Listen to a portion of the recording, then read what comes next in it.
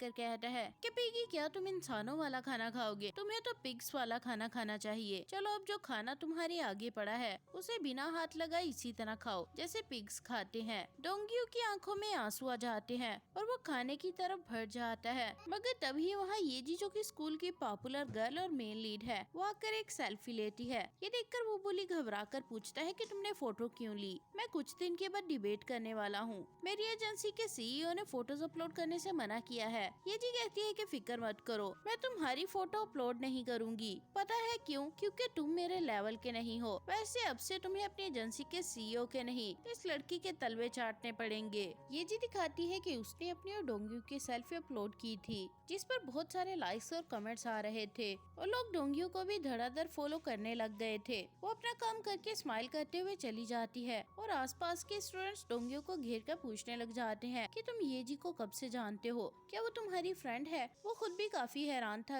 इसलिए कुछ बोल नहीं पाता। येजी की सिर्फ एक सेल्फी की वजह से डोंगियो स्कूल और सोशल मीडिया दोनों में काफी मशहूर हो गया था। डोंगियो के दोस्त भी उसे बता रहे थे कि तुम्हारे फॉलोअर्स बहुत ज्यादा बढ़ गए हैं, जिस बात पर वो भी बहुत खुश था। येजी जब आकर अपना लॉकर खोलती है तो डोंगियो ने अंदर एक लेटर रखा हुआ था। डोंगियो ने उसे सेल्फी अपलोड करने पर थैंक्स कहा था और उस पैकेट में पैसे भी रखे हुए थे। उसे पैसों में कोई इंटरेस्ट तो नहीं था मगर फिर भी वो रख लेती है। बाद में स्कूल के अवार्ड सेरेमनी पर स्कूल का पॉपुलर लड़का सुबिन पियानो बजा रहा था। स्कूल की गर्ल्स उसे काफी लाइक करती थी और येजी भी उसे लाइक किया करती थी। वो उसे पियानो बजाते देखकर सोच रही होती है कि सुबिन को हर कोई लाइक करता है, लेकिन वो कभी नहीं बताता कि वो किसे लाइक करता है। येजी की फ्रेंड्स उससे आकर कहती हैं कि तुम सुबिन के साथ कपल मत बनाना, अभी के लिए उसे हम सबका क्रश बने रहने दो। साना उसे चुप करा के कहती है कि हमारे स्कूल में सिर्फ येजी और सुबिन ही एक लेवल के हैं। येजी बोलती है कि हमारे बीच कुछ नहीं है, तो वो कहती है कि तुम इनकार करती रहो, लेकिन सोशल मीडिया और स्कूल में सब यही समझते हैं कि तुम दोनों कपल हो। कुछ देर के बाद सुबिन और उन्हीं की क्लास की एक लड़की दायोन को स्कूल की तरफ से अच्छे म्यूजिशियन होने के सर्टिफिकेट्स मिलते हैं। सब लोग उनके लिए क्लैपिंग करते हैं। जूह्यूक कहता है कि ये लोग कमाल के हैं, मुझे भी ये अवार्ड जीतना है। वो बहुत शोर मचाते हुए तालियां बजाता है। सुबिन स्टेज से खड़ा होकर येजी की तरफ स्माइल करके देखता है तो वो शर्मा जाती है, मगर फिर सोचती है कि ये तो इसकी आदत है कि ये मुझे कंफ्यूज करके रखता है। सेरेमनी के बाद सुबिन येजी से आकर पूछता है कि क्या तुमने मुझे पियानो बजाते देखा? तो वो कहती है कि हाँ, तुमने बहुत अच्छा किया, तुम्हारे लुक्स और ग्रेड्स दोनों अच्छे हैं। जूह्यूक सुबिन को बताता है कि तुमसे इम्प्रेस होकर लड़कियाँ मुझसे तुम्हारा नंबर मांग रही थी। वैसे क्या तुमने सोचा है कि कन्फेशन डे पर तुम किसे प्रपोज करोगे? तो वो कहते हैं कि मेरे पास डेटिंग करने का टाइम नहीं है। येजी को ये सुनकर बुरा लगता है, मगर तब वो उसके बाल हटाकर पूछता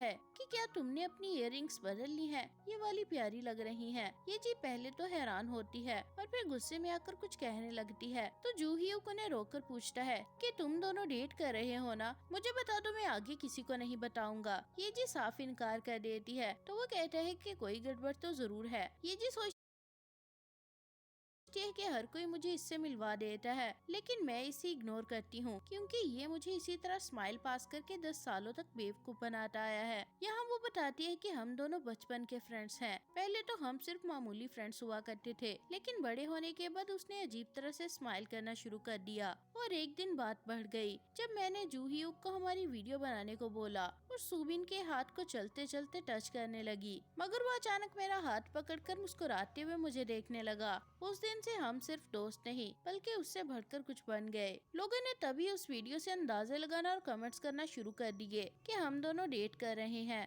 मेरे फॉलोअर्स भी बहुत ज्यादा बढ़ गए और हम दोनों काफी पॉपुलर हो गए। कुछ दिन बाद सुबह सुबिन क्लास में आकर येजी को चॉकलेट मिल्क देते हुए फेस को टच करके चला जाता है। ये देखकर बाकी लोग बोलते हैं कि तुम दोनों डेट कर रहे हो ना? वो बोल देती है कि नहीं, ये सच नहीं है। वो उठकर वीडियो बनाना शुरू करती है और सुबिन से पूछती है कि तुमने मुझे ये मिल्क क्यों दिया? तो वो कहता है कि क्योंकि मुझे ये पसंद है। ये सुनकर येजी को लगा कि वो भी उसे लाइक करता है, इसलिए उसने मौका देकर सुबिन को प्रपोज कर दिया, लेकिन वो बोला कि माफ करना, लेकिन अभी ये सही टाइम नहीं है। येजी को काफी बुरा लगा, लेकिन उसने डेट करने से इनकार कर दिया था। अब प्रेजेंट टाइम में सुबिन येजी से आर्ट फेस्टिवल में हिस्सा लेने के बारे में पूछता है तो वो कहती है कि मैं हिस्सा नहीं लूंगी। वो कहता है कि तुम इतना अच्छा गाती हो, अगर तुम जीत गई तो तुम्हें अच्छी यूनिवर्सिटी और कंपनी की ऑफर भी आ सकती है। वो ये सुनकर भी पार्टिसिपेट करने से मना कर देती है। वो उसके पास बैठकर कहता है कि तुम्हें तो पता नहीं होगा, लेकिन मैं बहुत मेहनत कर रहा हूँ ताकि मैं उस इंसान के साथ हर तरह का अच्छा एक्सपीरियंस कर सकूँ जिसे मैं लाइक करता हूँ। वो पूछती है कि तुम भी ब्रांड की लग रही है, ये तुम्हारी लिप्स पर काफी सूट करेगी। कितने की होगी? 25 की तो होगी। लग 25। ये जी दायून से कहती है कि ये कलर तुम पर भी अच्छा लगेगा। वो ये सुनकर है क्योंकि सुबिन तो ये कहती है कि ये बात फनी है कि तुम छुप छुप कर मेकअप कर रही हो, किसी की कॉपी करने में कोई बुराई नहीं, लेकिन अगर तुम्हें कुछ यूज करना है तो सबके सामने किया करो। ये बोलकर वो चली जाती है और दायून हर्ट होकर उसे उतारती है और कहती है कि मैं किसी को कॉपी नहीं कर रही। ये बोलते हुए वो सुबिन और येजी की फोटो देखती है और कहती है कि वो तो तुम हो जिसने मुझसे मेरा उस इंसान के साथ अच्छी एक्सपीरियंस पाने के लिए मेहनत कर रहा हूँ जिसे मैं लाइक करता हूँ। वो सोचती है कि शायद आज वो मुझे प्रपोज करने बुला रहा है। इसी उम्मीद पे वो तैयार होकर सुबिन से मिलने पहुँच जाती है। उसके फेस पर आइसक्रीम लगी हुई थी जो देखकर सुबिन खुद उसे साफ कर देता है और बोलता है कि आज मैं अपने दिल की बात कहने वाला हूँ। वो ये सुनकर बहुत खुश होती है और वेट करने लग जाती है, मगर वो बोलता है कि मैं अपने दिल की बात कहने वाला हूँ तायून से। ये सुनकर वो हैरान हो जाती है और समझ नहीं पाती कि ये उसने क्या बोल दिया, और ऐसा तो उसने कभी सोचा भी नहीं था। और फिर इसी के साथ इस पार्ट का एंड हो जाता है।